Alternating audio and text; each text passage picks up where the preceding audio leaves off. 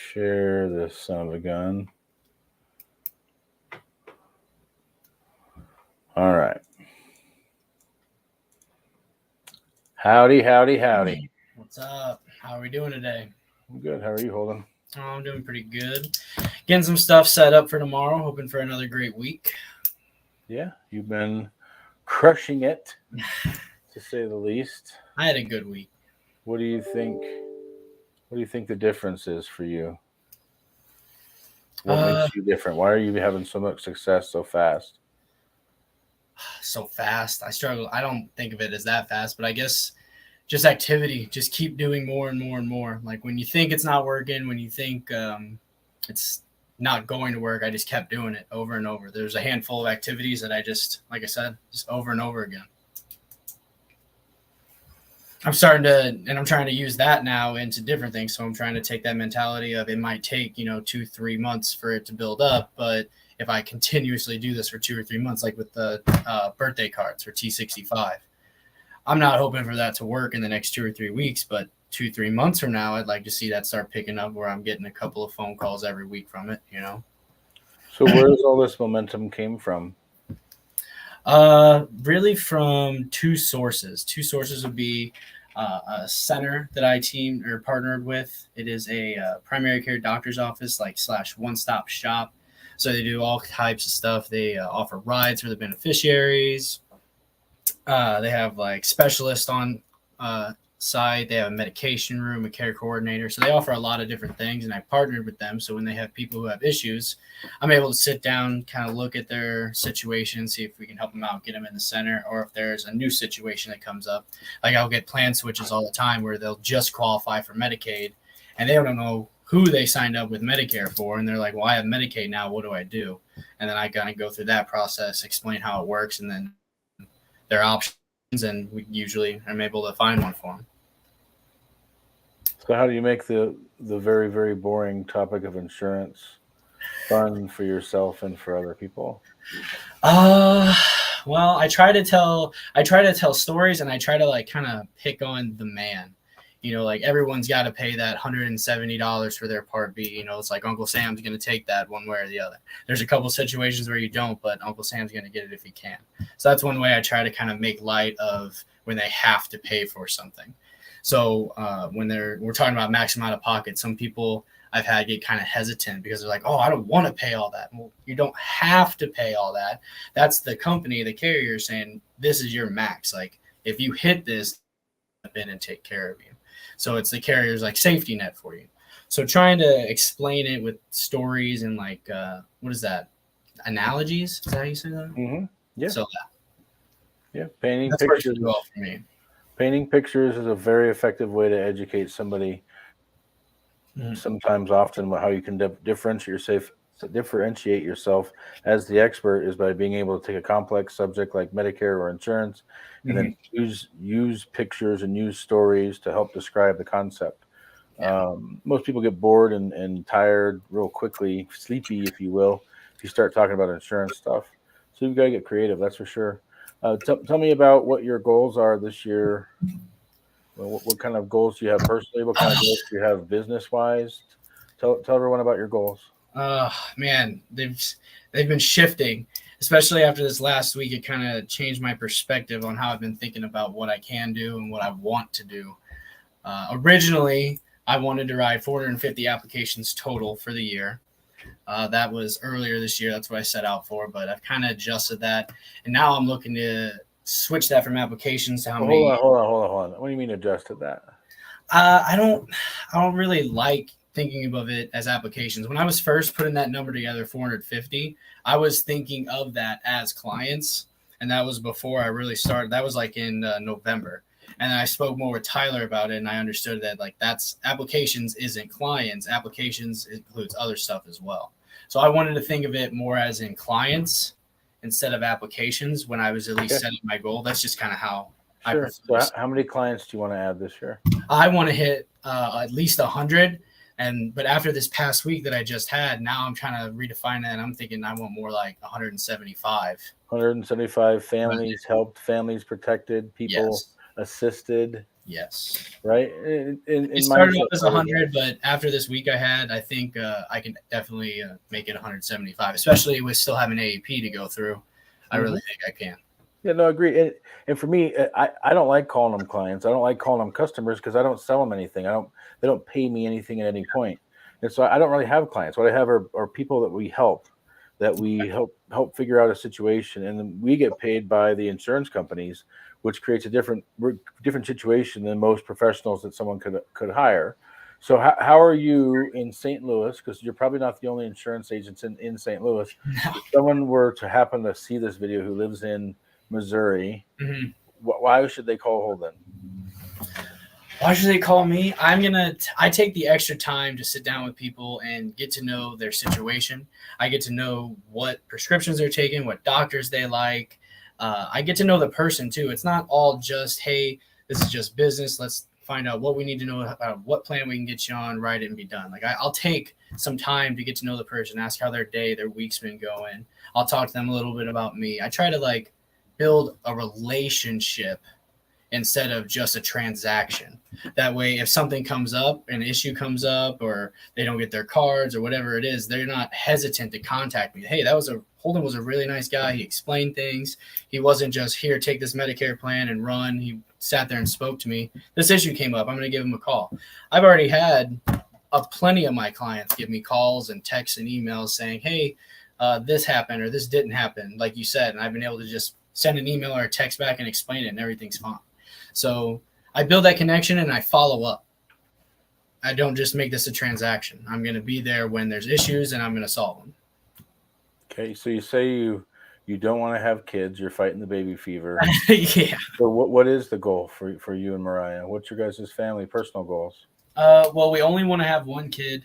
We want to wait until she's fully finished with school, which is actually going to be hopefully later at the end of this year. And then I want to have a business set up to where I don't have to be in it, 80 plus hours a week. I can scale it back to 40 plus hours and still be able to keep it moving. And get to that point, that's when we'll be comfortable. Our goal is to do that by the time we're 27.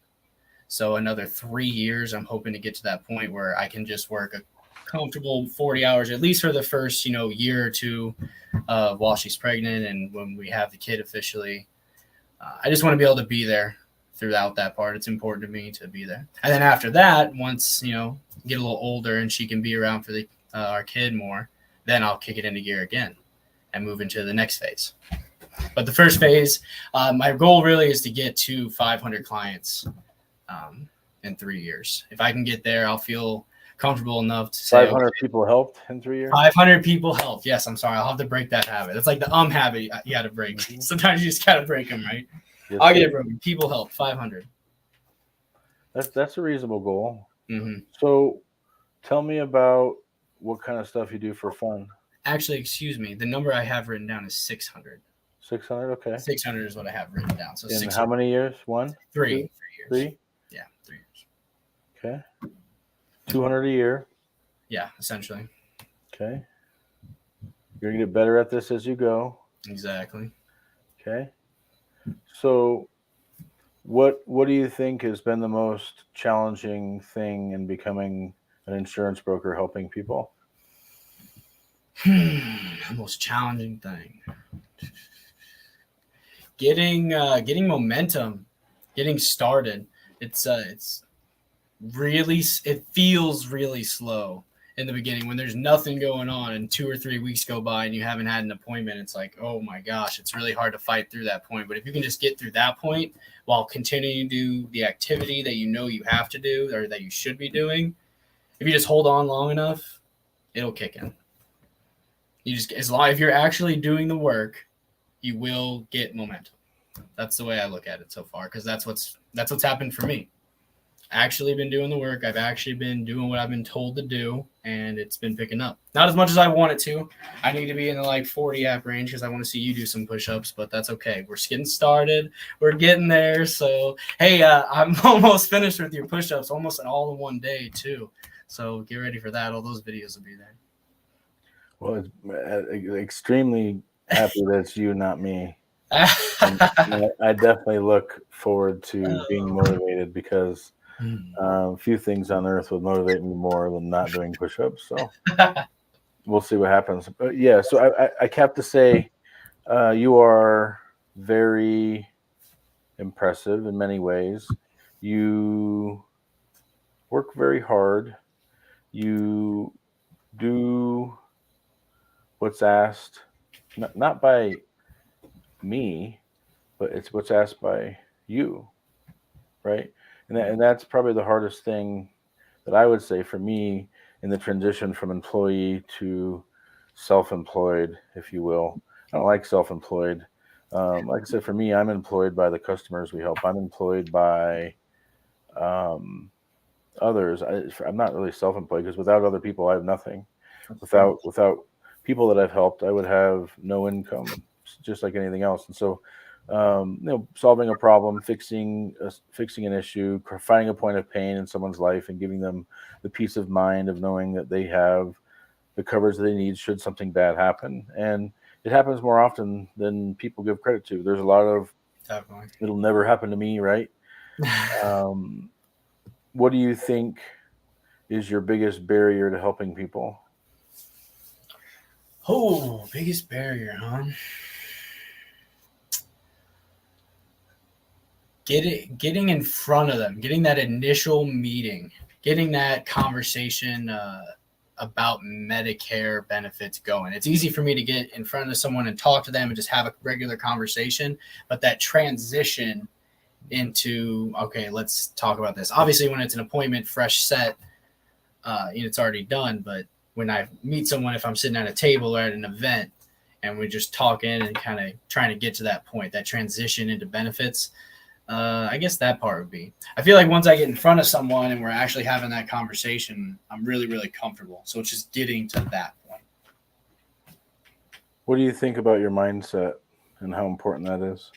Mindset's definitely important. I kind of go back and forth with this all the time. I have all kinds of little, what my wife says are brutal tricks to myself. Sometimes they kind of bully myself. Sometimes I literally have to bully myself to do things because I just don't want to do it. I don't feel like it. I could do this. I could do that, So there's all types. There's so many situations I couldn't even put them on a list. There's so many where I knew I had to do it and everything was screaming, not do it, don't do it. Like even that whole interview thing, I was nervous about it. And I was like, well, when I'm really, really nervous about something, I have to throw myself into it. Like I've trained myself to be like, okay, if I'm that nervous about it, like there's going to be a lot of growth on the other side of that. So let's just dive in. I'm not going to die from it. Being comfortable, being uncomfortable is very important to grow as a person, as a leader. Do you have goals of leading a team of people someday? I didn't at first when I first decided to go join the team and everything. As I've seen things going on with our team and other people and how they're doing it, I've thought about it. I haven't put it fully into plan. I've played around with some ideas, but yes, I guess the short answer is yes. What would you say to somebody who's watching your videos and watching other things? What would you say to somebody who wanted to get into the business but is afraid to, or not sure if they can do it, or has never worked for commission only before? What do you think you would tell somebody if you knew they could be successful? Well, I guess first I would want to talk to them and figure out what color they were based on the color system. But if I was talking to someone like me, I would say you can go what if all day, but what if it works? What if it plays out? You're not going to know if you don't do it. So just try. Just do it. And don't I guess I shouldn't curse, right? Don't halfway try, actually try. Put your effort into it. Do your homework. Do your research. Put in the effort when you're supposed to put in the effort. Well, I feel like you took a lot of time to plan and prepare and save up money and do other things. Explain that process to somebody. So I didn't think of it as much of a head start as I do now that I've seen other people and how they have to start or how they do start. I have a little bit of a disability that comes through from my military background. I was injured, so I have a little bit of that helps me help support my family. I was floating around a little bit because I had a lawn business I was part of when I first got out of the military.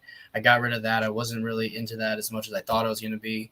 So I met you and I met Tyler and Brian Askins last year. And it was in May. Yeah, because it was during the main event. And that was when I wasn't really doing anything. I was trying to figure out what I wanted to do. And that's why I met you guys. I knew that's what I wanted.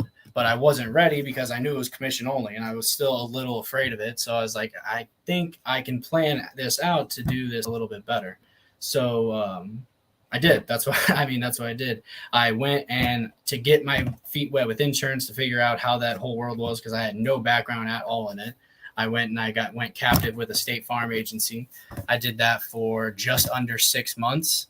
While I did that, I worked a second job delivering pizzas for Emo's Pizza, a pizza shop here in St. Louis. So I was working 2 jobs while I was studying and doing the certifications that we have to do for Medicare, obviously, and then into the contracting as well. That way I could have money building up. So when I started this, I could go a couple months without making anything. So for about it was just under 6 months, I was working 2 jobs to save up money to get to that point. Okay. And now are you having months where you make money? Yeah. Okay. and are you making as much or more money than you were before? Oh yeah. Yeah, a lot more. Okay. And do you feel as though the sacrifice is worth it? Yes, absolutely. Absolutely. I feel like I should have jumped a little bit sooner. And I took just under 6 months because there was a number I wanted to have saved up on the side. I think I could have done it with a smaller number and started a little earlier, but starting at the beginning of the year still kind of worked out. So you don't want to second guess yourself on that kind of level of something. I've already started, so it's like, let's go. The way you went, I think, was the right way for you. Yeah. Right. Yeah. And that's important when you're approaching something like this. And it's tough. Anyone who says it's not tough to start their own business, whether it takes $500,000 to start a retail business, whether you're going $200,000 to start a restaurant, or however much money and time and effort and energy you're putting in to starting a business, it's scary. Yeah. Now, for me, it's less scary because in our business, it's a lower point of entry. What I mean by that is, if you have $500, you could start yourself into the insurance industry. You can get your license, you can get contracted, you can get certified, and you can get your first 1,000 business cards printed, right? But the difference is there's no limit to how much you can succeed. The only limitations is yourself. And so, there's very few folks I've seen get the kind of traction as a brand new agent as you've had. But I've also very rarely see somebody put in the work and energy and have the right attitude and all those other things. And so, anyone who's not following you, who's not a friend of yours on social media, who doesn't introduce themselves to you is crazy to me. Thank you. I appreciate it. Especially because, well, no, you are on your way to great things. And so, we're going to do more of these interviews. The world's going to know who Holden is. Eventually, you're going to have your own. You're going to be the one interviewing people. Oh man! And your ability to care, have compassion for others. What you're doing for the veteran community is very, very not honorable is not even the right word. You go above and beyond what the average person does to help veterans. Is there anything you want to add? Anything? Where can somebody find you?